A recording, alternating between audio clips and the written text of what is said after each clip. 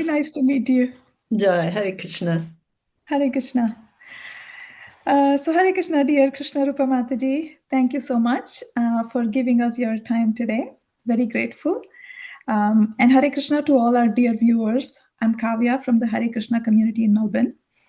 I'm a member of the Board of Education of ISKCON Melbourne, currently pursuing Bhakti Vaibhava after completing my Bhakti Shastri course.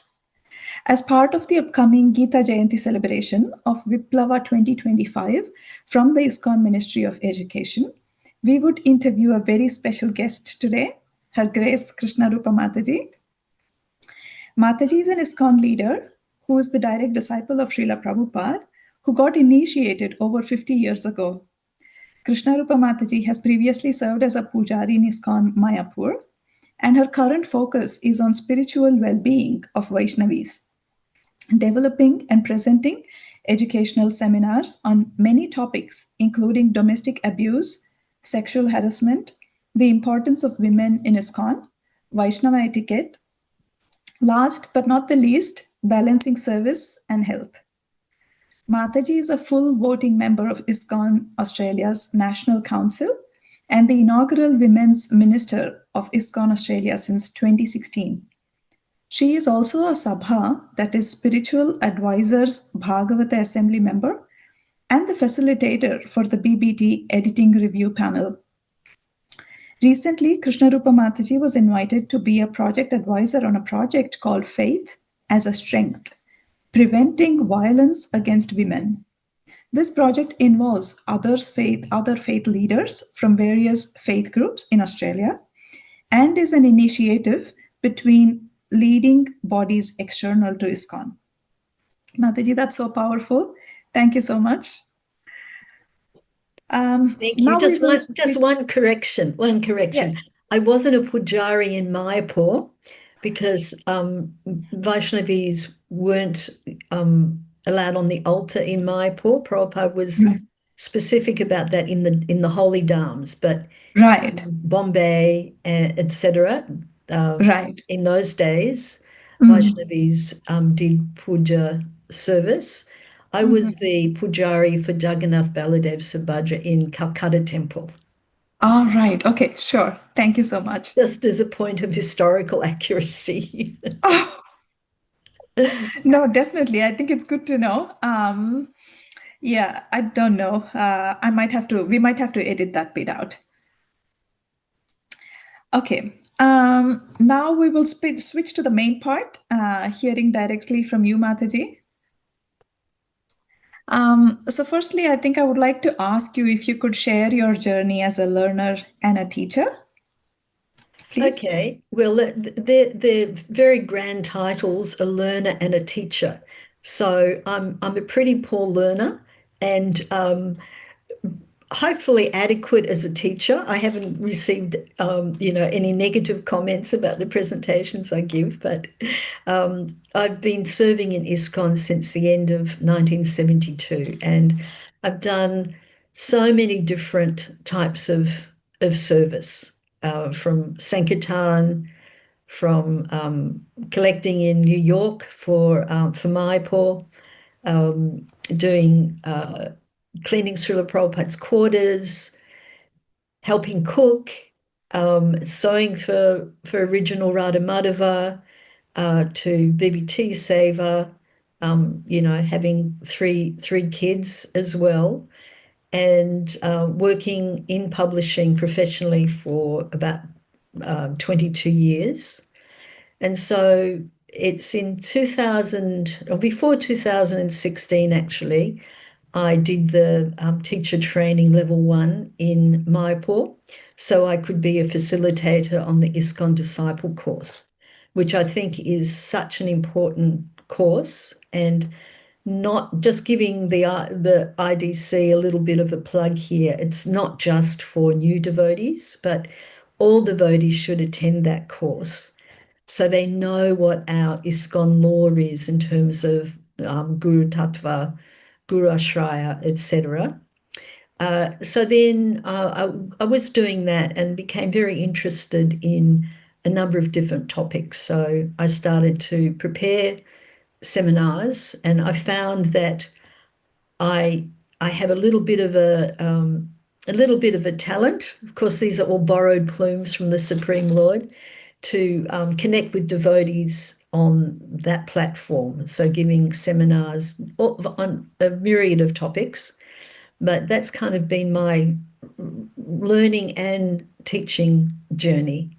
And I particularly like the research that one has to do when giving presentations, because the content has to be very accurate and broad strokes. And I've been particularly enjoying connecting with the youth through the HKCCC is a group in Sydney, an ISKCON group in Sydney called the Hare Krishna Cultural and Community Centre, because they yet do not have a temple built, but they have a very, very large congregation. So they put on the Bhakti Youth Fest early this year, and they asked me to be a presenter there. So it was really a lot of fun connecting with the youth, and they seem to like my presentations, but at least they've asked me to come back next year. So that's always a good sign. That's really nice. No, you covered so many different aspects of your services and learning. So yeah, you're definitely a very good learner, Mataji. Thank you. Nice. Thank you. And then we can move on to something about the importance of education within ISKCON. In what ways has education envisioned by Śrīla Prabhupāda impacted the lives of devotees, and particularly Vaisnavis, and helped the growth of ISKCON worldwide? Well, Prabhupada's instructions are very clear that both genders, men and women, have to study Śrīla Prabhupada's books very thoroughly. So in a way, as we understand, Prabhupada's constantly reminding us in his lectures and conversations that we're not this body. So it's very important that both men and women, Vaishnavas and Vaiṣṇavīs, they both have that inspiration to actually study Prabhupada's books very carefully. Because as Prabhupada said, these are the law books for the next 10,000 years. And he wanted us to study his books like a lawyer studies their principles. So, and I find that is particularly important aspect of Prabhupada's books, that not only for the women, but for the men too, when they're presenting in their Bhagavatam classes, etc., that they have a really deep understanding of Śrīla Prabhupada's viewpoint and attitude to Vaisnavis. Very important, because there are some references in Sastra where one could take out of context women's role in the movement. And, I've had experience of that where there's, a group of young women who were visiting in our Krishna village part of New Govardhana, and they had started to read the Gita. And there was a couple of, statements in there that really upset them. And I happened to be just walking past the table after breakfast, and they went, "Oh, Krishnarupa Mataji, you can help. Can you help us with this?" And then they explained, and one had said, "I've actually just, when I came across that, I just shut the Bhagavad Gita. I didn't want to have a part of it." So I spent maybe half an hour or so with them going through all of the different quotes that Prabhupada has said about women, which I elaborate on in my Importance of Women in ISKCON seminar, and they felt greatly pacified. So it's really important that we have a broad understanding and don't just focus on one statement, but look at all the different things. And Prabhupada said in a lecture in Los Angeles in 1972, and I'll read it out to you. Everyone should become spiritually educated, whether man or woman. There is no bar for anyone in Krishna consciousness.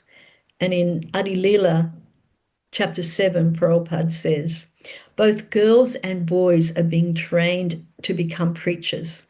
These girls are not ordinary girls, but are as good as their brothers who are preaching Krishna consciousness. Therefore, to engage both boys and girls in fully transcendental activities is a policy intended to spread the Krishna consciousness movement. So that's like a direct order in writing from Śrīla Prabhupāda that each member of ISKCON, man or woman, boy or girl, has that same sense of responsibility and duty to Śrīla Prabhupāda, that we study the Sastra, we study his commentaries, because when different things come up that could be seen as, misogynistic, if a devotee who's preaching or teaching doesn't have that complete understanding, then how can they, reassure devotees? So, yes, I think that's important. Have I answered your question? Yes, Mataji, I think so. Yeah. Yeah. And it just it just also brings me some of those points where Srila Prabhupada has changed some of the details of, giving women more authority within ISKCON and especially outside India to do deity worship or to do, extra services that only men would be allowed to do otherwise. And so education was always Prabhupada's top priority. So why would he not? And as that quote I just cited, that it's, both boys and girls. And he said also another time that one of the reasons why he was so successful was because he allowed boys and girls to contribute and render devotional service. He didn't discriminate. Whereas Bhaktisiddhanta Sarasvati Thakur was obviously a great visionary, but he didn't allow, because, India and the cultural strictness there, he didn't allow women to live in the temple. They would come in the day, they would all be married. They'd come in the day, do service in the mat, and then they'd go home. And Śrīla Prabhupāda made that exception, that he could see that boys and girls were used to, working together, being educated together, working together. So he was, following in his Guru Maharaj's groundbreaking footsteps. He initiated a lot of different things, like, giving women Brahmin initiation, for example. And there's even one instance, I'm just trying to remember my god sister's name. I can't think of it right now, but he instructed her to give her husband the Gayatri mantra. Wow, I've not heard this before. And I'll think of her name later. Well, it might have been, I just can't think of her name. But because he wasn't there to give the direct, perform the yajna himself and give the Gayatri, he'd approved that the devotee could receive Gayatri, and he said to wrote and said, your wife can give you the Gayatri and she can perform the yajna. So that's way back. Prabhupada was very, very progressive. And of course, we know, Kavya Mataji, that devotees like Jamuna Devi, Kaushalya, so many others, Himavati, Jyotimayi, they were given positions of authority and leadership. They created, they set up pandals where 10,000 attendees were there. Jyotimayi was in charge of the French BBT translations, and he would in fact encourage the women to speak even in his presence.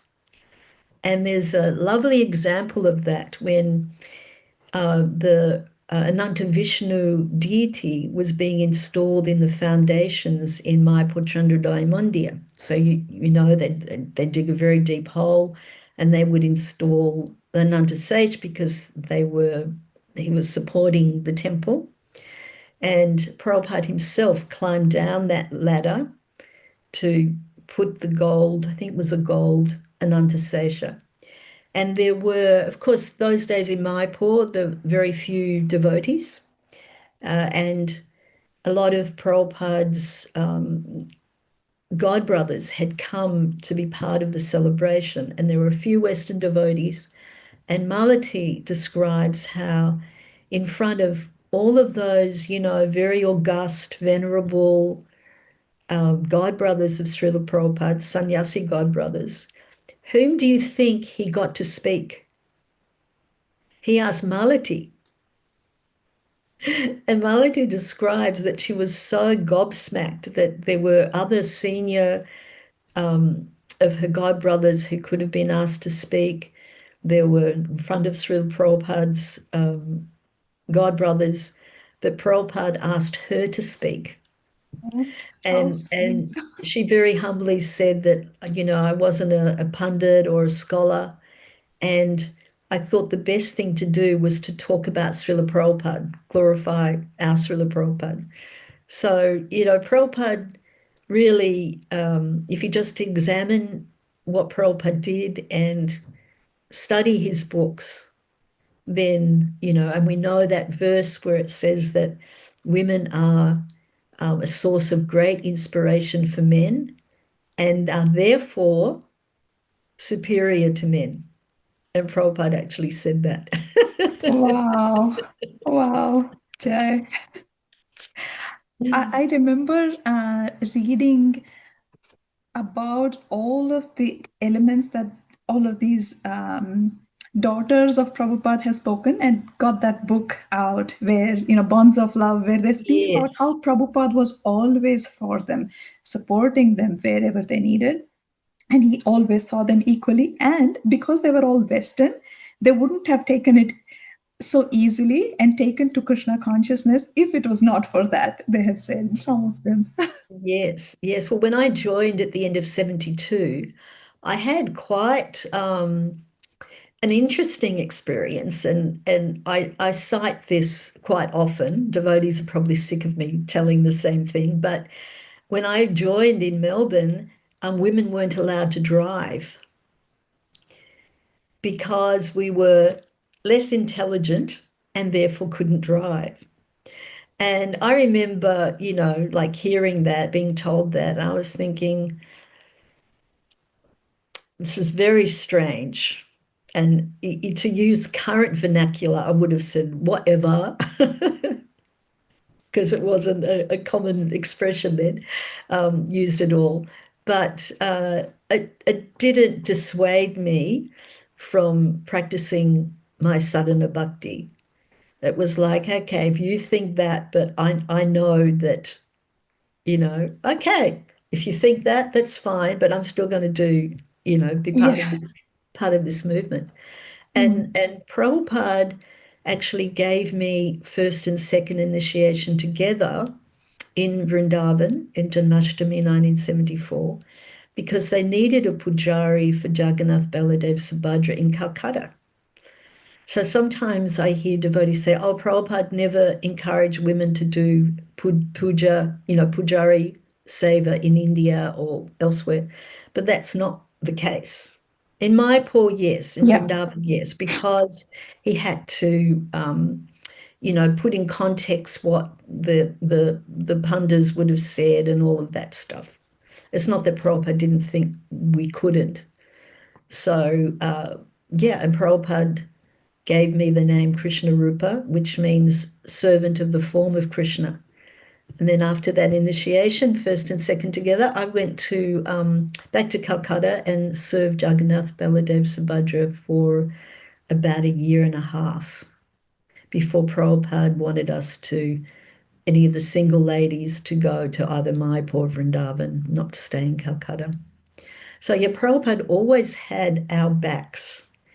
And you've probably heard about this GBC resolution, and I believe it was 1976. I could be wrong on the year, but Śrīla Prabhupāda wouldn't attend the GBC meetings, but they would bring the GBC resolutions to Prabhupada. In those days, it was all written down in a book, and then they would take the resolutions, the resolved, ratified proposals to Prabhupada for him to check them. And then for some reason or other, someone on the GBC had suggested that women who didn't have husbands, either single mothers or husbands who hadn't stayed in the movement and they had children, that they'd be sent to some remote farm somewhere because they were a financial drain on the temple. Because they had little kids, they couldn't go on Sankirtan, etc., etc. And then they actually passed that resolution. And they presented the GBC minutes to Prabhupada. And when they got to that resolution, Prabhupada became very, very, very grave and said, the reason that I've been successful is because I have allowed boys and girls to serve together. And then they crossed out that resolution. So if it had been for Prabhupada. Wow. Mataji, such insight into things. Thank you. Yeah, it's they're very interesting, and you explore these by listening to Prabhupada's memories, by looking into studying his books and room conversations, morning walks. You get a really good insight into these very important topics. No, true. I'm going to move on to my couple of other questions around challenges.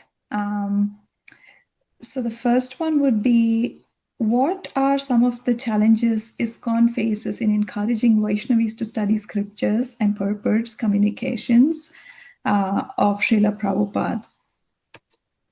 Okay, so a question we can ask ourselves. Actually, repeat the question again. Make sure I've understood properly. What are some of the challenges ISKCON faces in encouraging Vaishnavis to study the scriptures and purports, any different, all the communications by Śrīla Prabhupāda?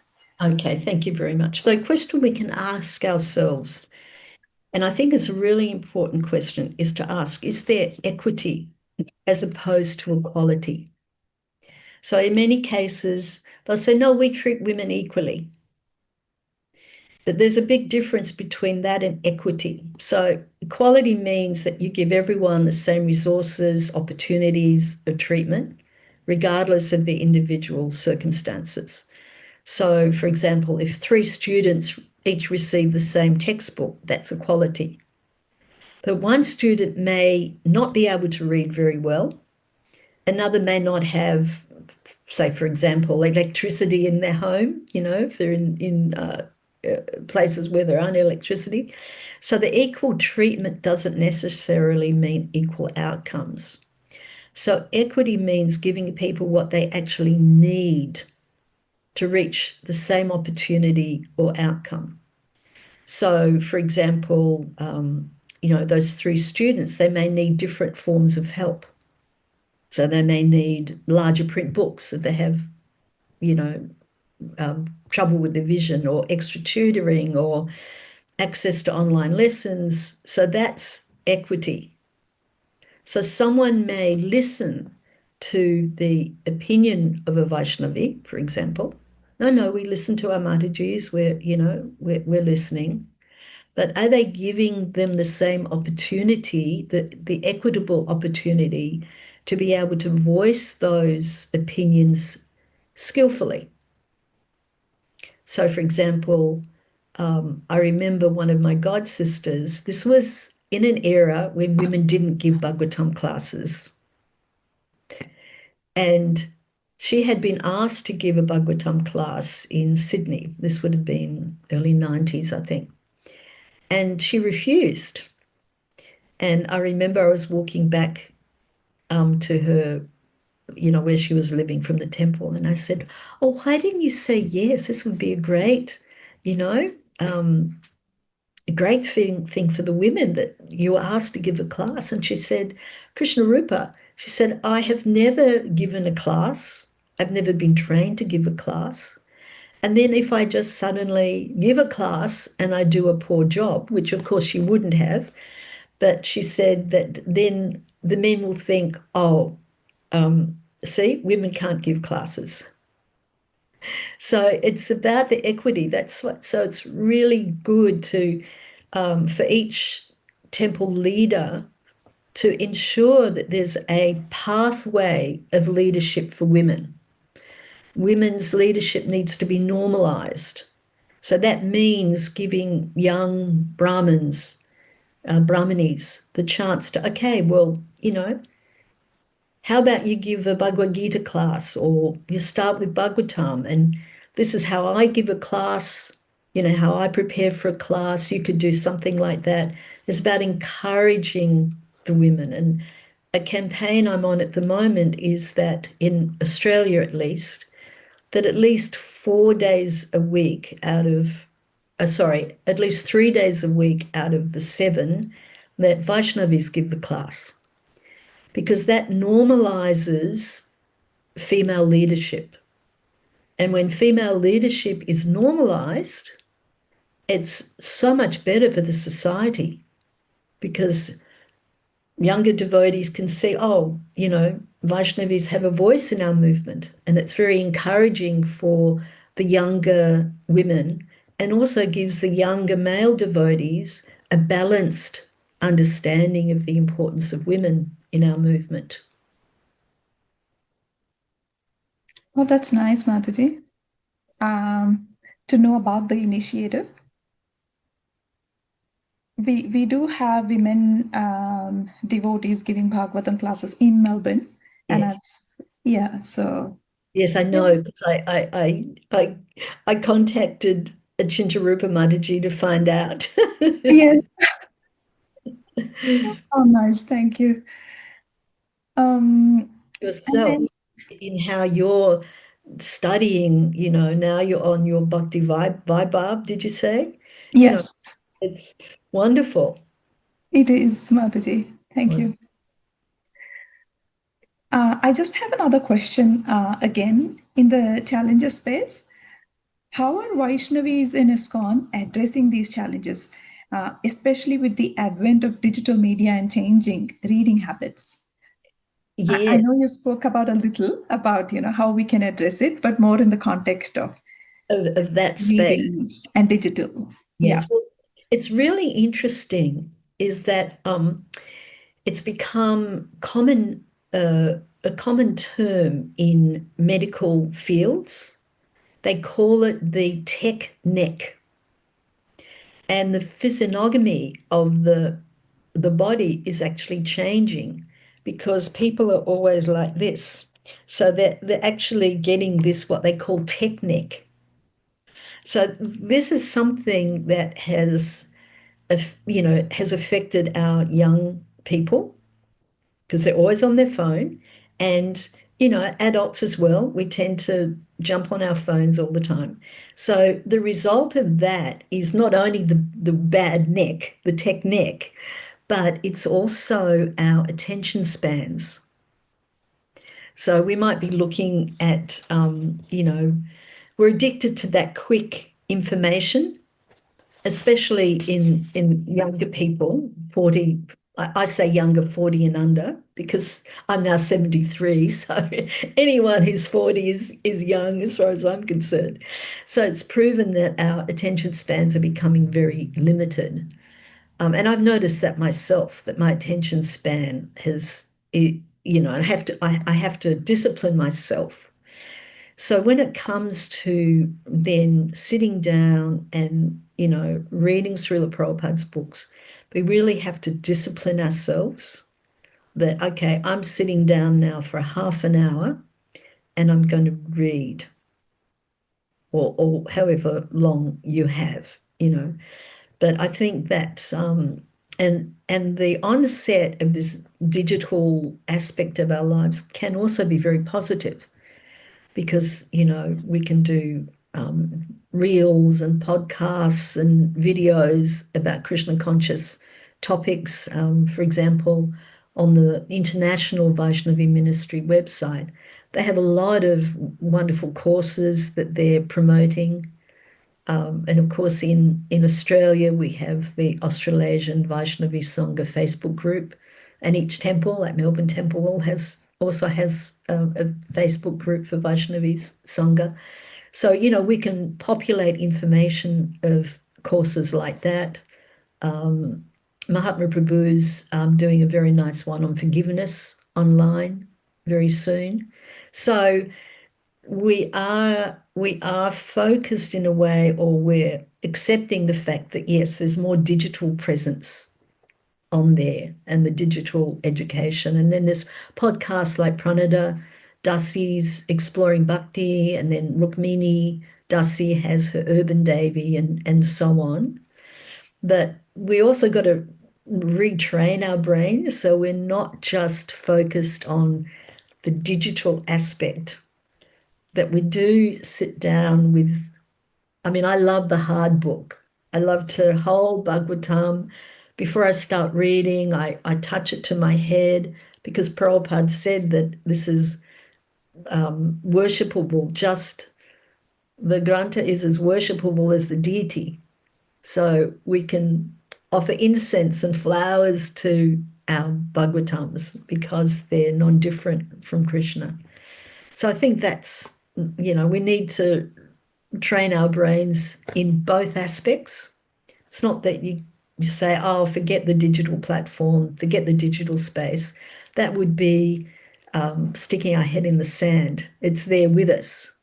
So we have to figure out ways that we can dovetail, favorite word of Prabhupada's, dovetail everything in Krishna's service.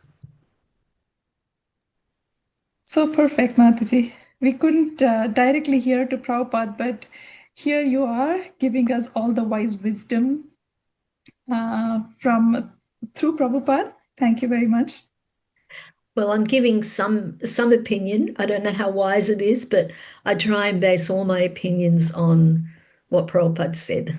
I try to be faithful to Prabhupada's message. No, very evident. Okay, Mataji, I think I would love to talk more and more and get more of your time, although I'm sure you're busy. But I think we have now touched about 35 minutes. If there is anything else that you would like to just quickly talk about or wrap up, I'm happy for you to. Well, I'd like to wrap up. I really liked a question you gave me, which was, do I have a favorite passage or teaching from the literature of Śrīla Prabhupāda that you'd like to share? So I have a number of favorites, but there are two that I really love. And one is 4th Canto, chapter 20, verse 25. And it's the part where, and let me find where I've written this.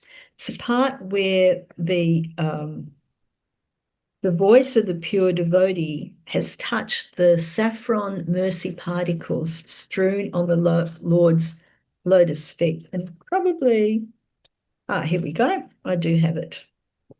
And the actual verse is this. And if you bear with me for a minute, I'll read it. My dear Lord, you're glorified by the selected verses uttered by great personality. Such glorification of your lotus feet is just like saffron particles.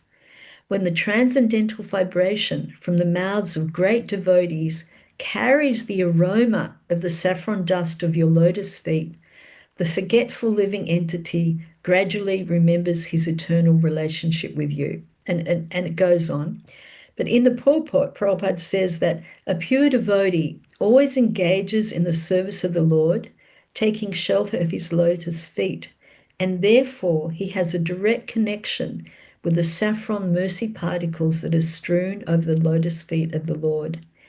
Although when a pure devotee speaks, the articulation of his voice may resemble the sound of this material sky, the voice is spiritually very powerful because it touches the particles of saffron dust on the lotus feet of the Lord.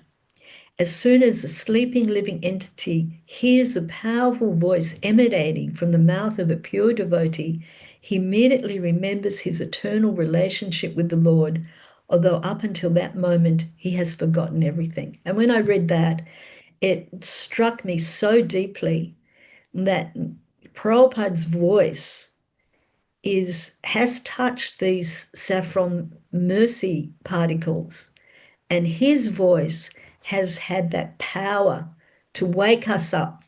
And how fortunate we are, Kavya, that Prabhupada wanted his lectures recorded.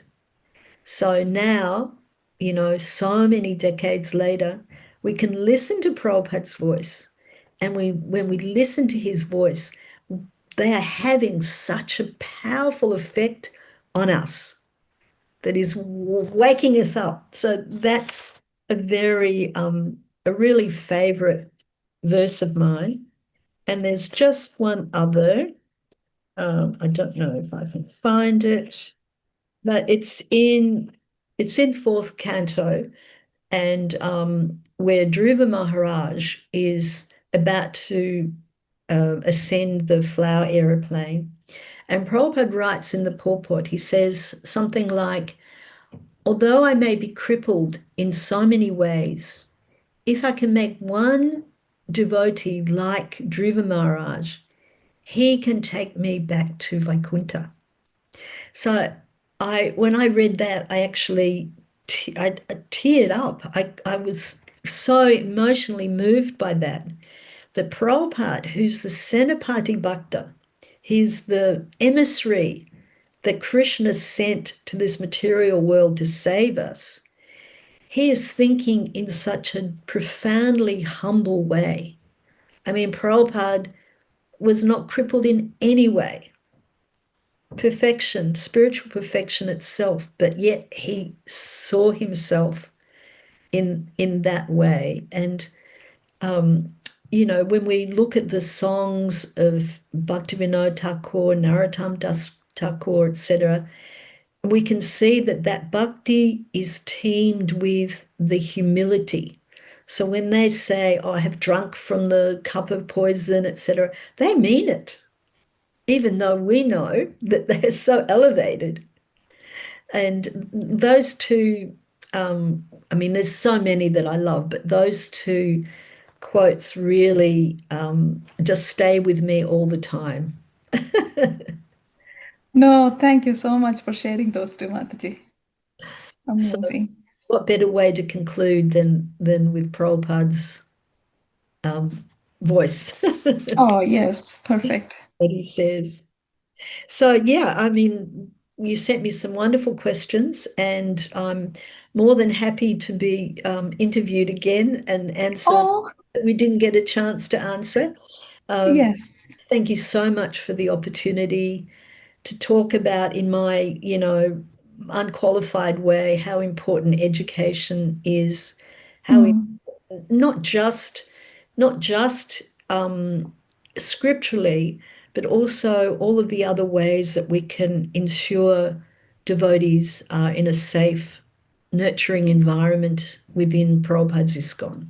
So presentations on prevention of domestic abuse, prevention of sexual harassment, Vaishnava care, the importance of women in ISKCON, all of these things, they're also profoundly important. And we can put in place those messages within the context of what Śrīla Prabhupāda said, I think is very powerful. So true, Mataji. Yes. And Prabhupada has touched upon everything. And yes, I think as an example, led all of you back then. So you just have that experience of living all of that with him, and you'll be able to share so much more with us. Thank you. We would love to interview again. Thank you. I'd be honored. Thank you so much, Mataji. Thank you for your time. Thank you. And thank you to the devotees who will be listening or are listening. I don't know whether it's just a pre-record, but Yes, I want to thank them very much, and your good self and the ISKCON Education Ministry for giving me this opportunity. So thank you so much. Thank you so much. Thanks to all the viewers, and I'm sure all of us will benefit, whether it's a Vaishnava, Vaishnavi, anyone else, it will truly benefit us for a long time to come. Jai. Hare Krishna. Oh, Jai. Hare Hare Krishna. Jai Śrīla Prabhupāda.